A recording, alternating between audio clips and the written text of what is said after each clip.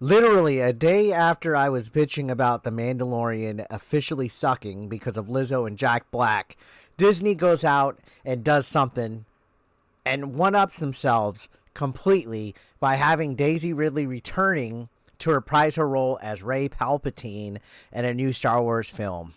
Yeah, it was announced today. They also announced two other movies. I think one is taking place in the Mandalorian universe, which I've already completely gave up on that. The whole Jack Black Lizzo episode that just tanked. It was absolutely atrocious. You can watch my video about it yesterday. And then they're having one that's set like early, like before everything. I don't even know how many years, but I tuned out a second that I found out that they are praising this movie as by women, for women, girl power. Yeah, Rey's back, baby. So we're going to have a Palpatine build the new Jedi Order. Yeah, just forget everything about the Jedi that was developed through lore and backstory and stuff from George Lucas, because Disney's essentially thrown that out the fucking window. We have Mary Sue here, the unstoppable Rey. Again, I liked her potential as a character in Force Awakens, but then the rest of the sequel trilogy just completely cut it out. On top of that, Daisy Ridley has literally said Star Wars ruined her career after the sequel trilogy, and now she's coming back. I guess money talks, right? So let's go ahead and take a look at this article real quick, because this just came out. So yeah, she will be the center of the first Star Wars feature film since 2019.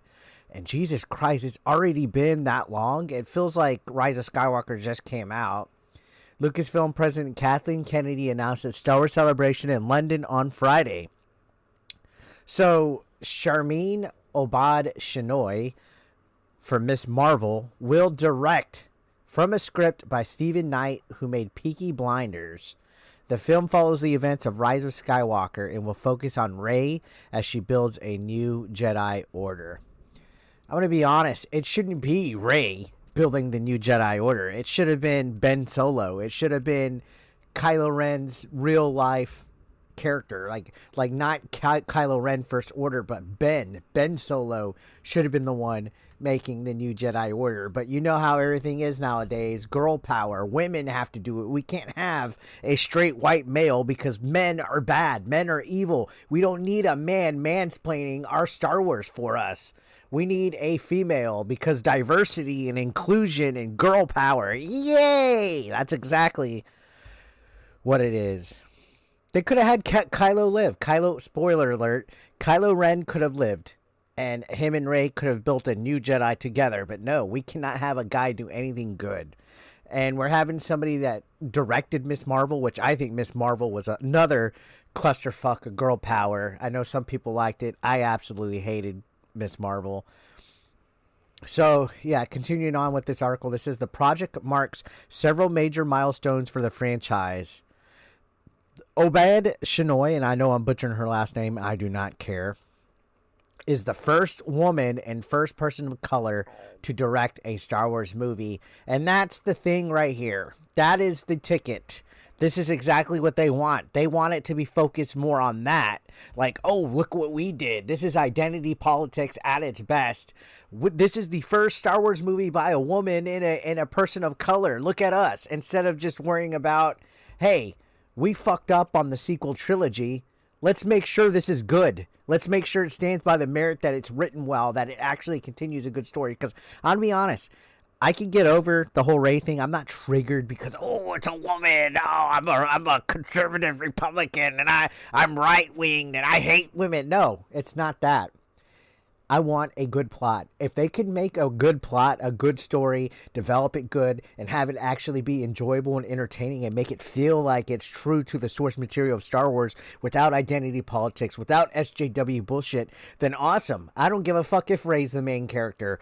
If it's good, let's do it. Come on, please. But the fact that they're emphasizing, oh, it's a first woman and first person of color to direct, fuck off. All right? Fuck off with all that. Ooh, it's for modern audiences. Let's go. Oh, fuck off. They're giving her acclaims right here, by the way. Pakistani filmmaker won 2 Academy Awards for a documentary short in 2011 for Saving Face, and 2015 for A Girl in the River, The Price of Forgiveness, and she most recently directed 2 episodes of Miss Marvel for Disney+. So yeah, who wants this? Who wants this? Honestly, John Favreau did give some comments. He says it's just exciting. I always find it really satisfying, encouraging when you have people who come through Star Wars, come back to Star Wars. It shows you how strong that community is and how big of a bond you develop. For Daisy to come back and be part of where this is going, I'm excited to see what happens here. So this is just, I feel this is just a mess, and it seems like Star Wars, like since Rise of Skywalker, has kind of been in a standstill. People are trying to figure out what's going on. There was some movies that were scheduled. The Rogue Squadron series, or the movie, was supposed to come out. That got pulled because of layoffs and Disney cutting back cut ties and all that. This is talking about that right here. And then there was a Star Wars movie by Kevin Feige that was supposed to be coming out, and it also got shelved. So now this newest movie with Rey is the newest one that is going to be coming out. So this was after a whole bunch of, like, I guess, schedule changes and shelving projects and stuff because Disney's in trouble. You saw it affect the MCU as well. And I feel that these people in Hollywood fail to realize why they're in trouble, because we have a very small but vocal part of the fan base that enjoys this diversity inclusion bullshit that the majority of Star Wars fans don't like. Oh, you're hurting my Star Wars. That's what they think we sound like. No, it's not so much that, okay? It's great that you want inclusion. It's great that you want diversity. It's great that you want strong female leads. It's great that you want LGBTQ plus representation. But fuck, man, if that's the main focus of what you're making, you're doing it all wrong. Write some good stories. Make it something that's amazing to watch. Make it fun. Make it enjoyable.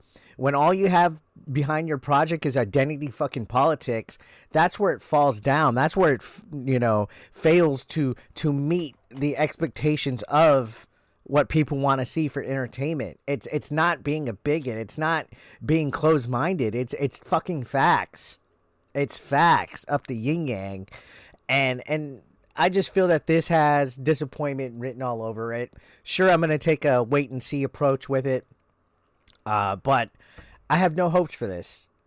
I have absolutely zero hopes for this new movie whenever it fucking comes out. Who knows? Hopefully by then Kathleen Kennedy is booted out as the head of Lucasfilm, because I think many of us want her gone. So what do you guys think about this? Let me know your thoughts.